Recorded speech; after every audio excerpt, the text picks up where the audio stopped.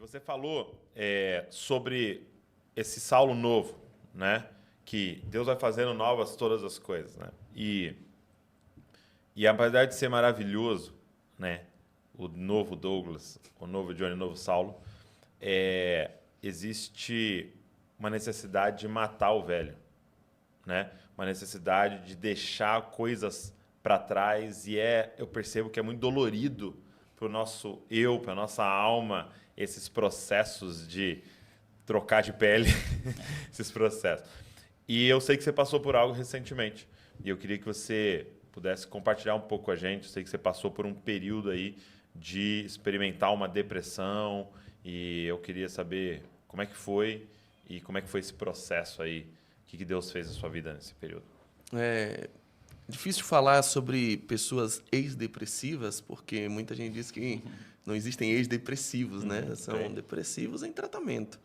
Então, eu adquiri a consciência hoje de que eu tenho um tratamento a ser feito e que ele pode levar a minha vida inteira. E eu estou tranquilo quanto a isso. Com medicações, pelo menos por um tempo, processos terapêuticos. Ah, mas isso não é falta de fé? Cara, eu uso óculos. Eu sou míope e não dirijo sem óculos. Então, será que eu tenho falta de fé para usar óculos, para comprar o mesmo reconhecimento da minha limitação no olho, eu reconheci com relação à minha estrutura emocional, almática, enfim, de uma forma geral. Né? Química. E que me fez procurar um especialista. Mas, no meio do ano passado, eu estava num nível de muito trabalho, de muito estresse, de muita coisa acontecendo. E aí a gente vem com aquelas situações ministeriais. Muitas vezes o ministério ele é um lugar de muita solidão. É um lugar muito isolado, onde a gente está cercado de muita gente, mas muito introspecto em nossas emoções, em nossos desejos mais reprimidos, em nossas situações existenciais, que às vezes a gente não tem tanta abertura para falar nem com os nossos melhores amigos. Sobre desejos que você tem que você não gostaria de ter tido, sobre crises que você tem com relação a aspectos conjugais que deveriam ser exemplo para a igreja. As pessoas olham para você, poxa, você e a Val são exemplo para mim. Não sabem que às vezes vocês estão passando um período de um deserto ali. E foi misturando tudo isso. Misturando algumas crises que eu estava dentro de mim, misturando alguns picos de estresse que eu estava passando, misturando algumas crises conjugais que eu vivia, inclusive no meu casamento, na minha família e no meu aspecto profissional, embora fosse um período que eu estava muito bem em evidência. Ministerialmente, assim, começaram a vir convites para agendas fora do país, muitos convites, muita gente, a igreja crescendo muito, profissionalmente, o escritório numa fase muito boa da advocacia. Eu estava dando entrevista em todos os canais de TV lá em Salvador, na advocacia, sempre qualquer assunto ligado às minhas áreas de trabalho que acontecesse em qualquer lugar da cidade, a imprensa me ligava, Saulo, queremos sua opinião, dá uma nota aqui para publicar, jornal do país inteiro. E isso tudo acontecendo e eu perdendo a sensibilidade acerca de questões muito, falando em sensibilidade, muito mais importantes, muito mais orgânicas na minha vida, como necessidade de pessoas muito próximas. Um dia que eu estava pregando na igreja, eu usei uma expressão muito infeliz que eu extraí de um filme.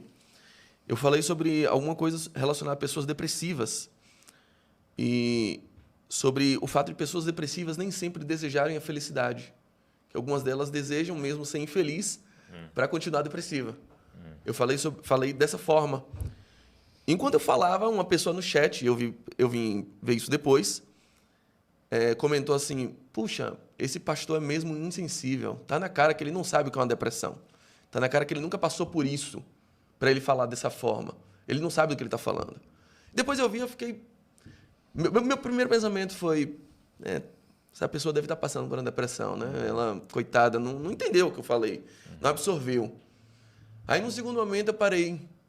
Mas eu acho que eu fui duro demais. Eu acho que eu fui insensível. Como é que eu não pensei que pode ter gente que pode se ofender com isso? Porque a fala, de fato, é forte.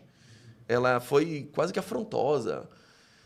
E aí eu percebi que se eu estou tão insensível à dor de pessoas que estão me ouvindo diretamente, então era muito provável que eu estivesse começando a mergulhar num processo depressivo. E os dias seguintes a isso foram um verdadeiro calvário para mim. Foram um processo de adoecimento até muito rápido. E aí, nesse período, eu até comentei um pouco com você, eu estava muito introspectivo, mas eu sabia que eu precisava contar com o apoio de pessoas. O Johnny foi, tenho nem o que falar, um amigo que se ofereceu, me procurou, sabe? Eu não queria falar com ninguém. O Johnny, Saulo, você vai falar comigo? Sim. Eu te ordeno em nome de Jesus. Vira Paulo em nome de Jesus. É isso que eu te digo.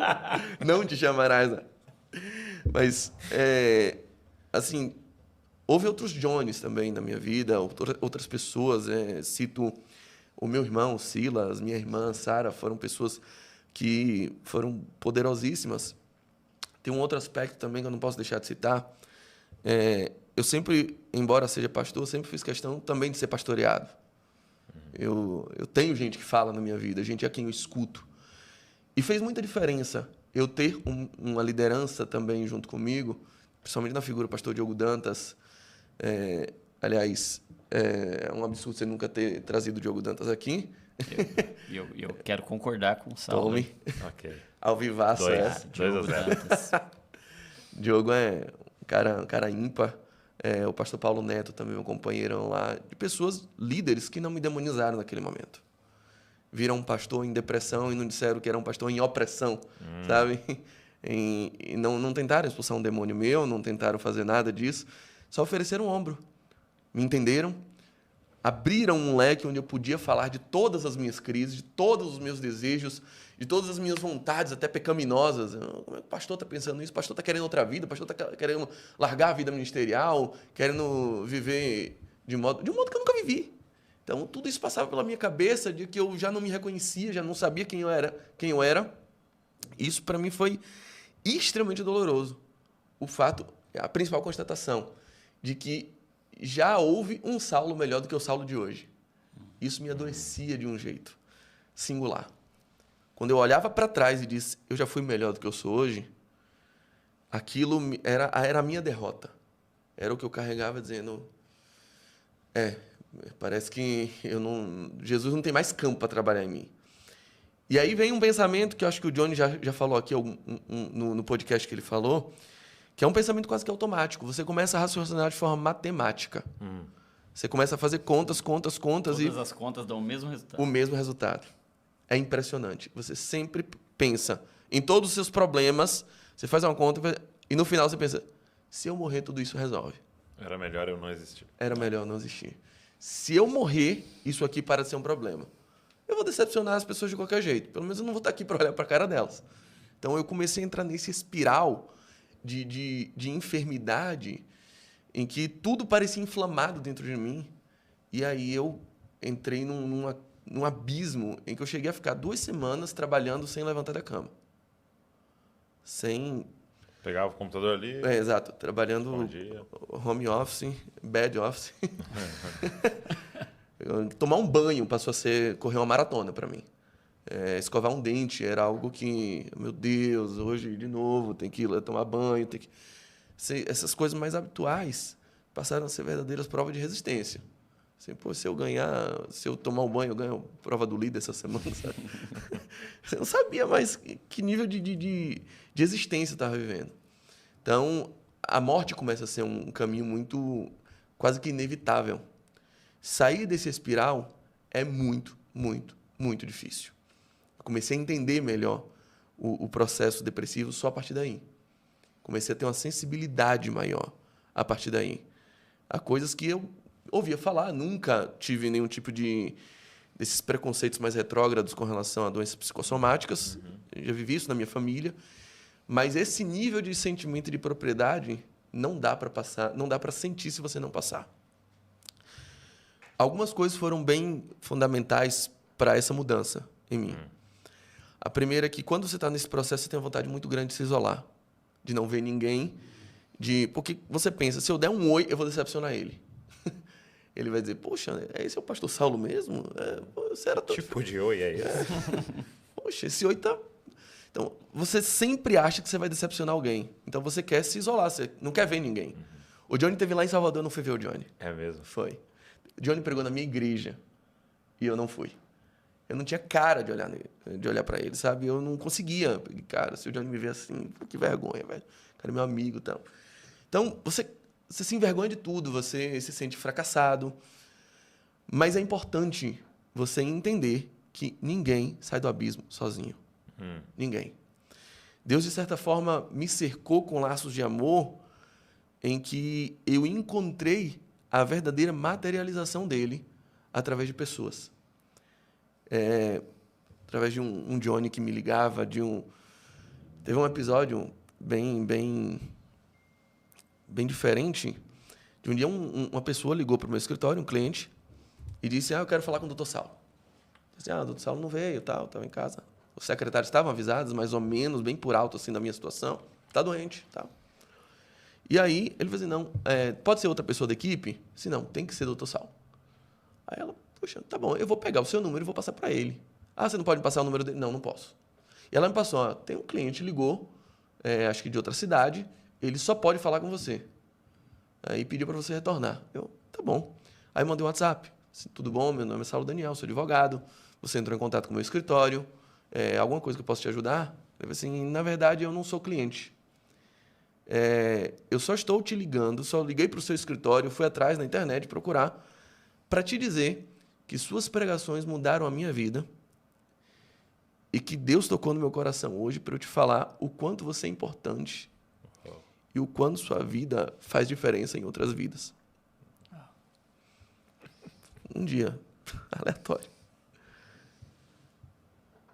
Aquilo me deu uma consciência de que eu não conseguiria sair dali sozinho.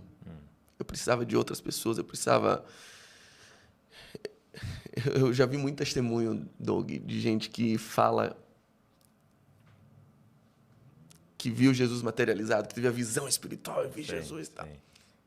Eu nunca vi. A única forma que eu consigo ver Jesus é aqui.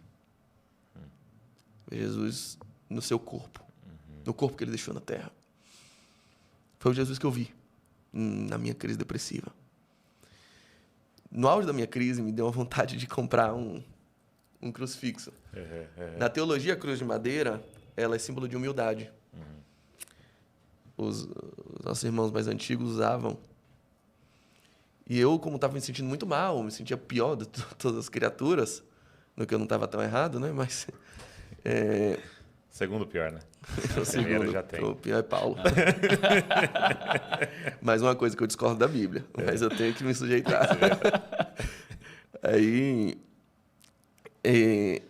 eu pedi para Ana, compra para mim e tal. Ela comprou essa. Teve um dia que eu peguei, quando eu amarrei ela no pescoço, eu senti o Espírito Santo falando, Saulo, a única morte que resolve alguma coisa já aconteceu há 2000 anos. Uau. A única morte que teve algum poder para resolver alguma coisa já aconteceu há 2000 anos atrás. Eu quero você vivo. Vem para a vida. Aquilo foi Foi um Lázaro vem para fora. Uma bomba dentro de mim. Meu Deus. Monstruosa. E a terceira grande coisa assim que aconteceu foi que um dia eu estava bem mal.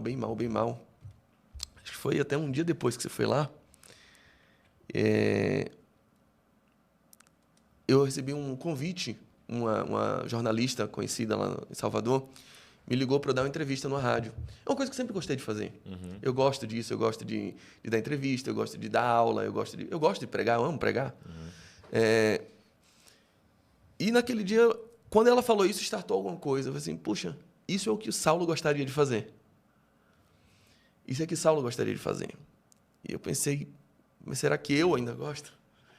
Então eu comecei a caminhar em direção ao Saulo que eu acho que Deus projetou.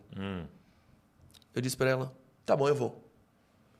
Tá sem vontade nenhuma de ir. Tava prostrado. Aí ela, tá bom, pode ser online. Eu peguei, não, pode ser presencial, eu vou no estúdio. Quero dar entrevista aí. Ela, venha, ótimo, tal. Eu fui lá, a entrevista foi... E no meio daquela entrevista, Deus foi falando comigo, foi ministrando, minha pele arrepiava de um jeito, a ponto de eu entender que eu creio que o Senhor desenhou um Saulo na eternidade. E que a minha tarefa era caminhar para aquilo.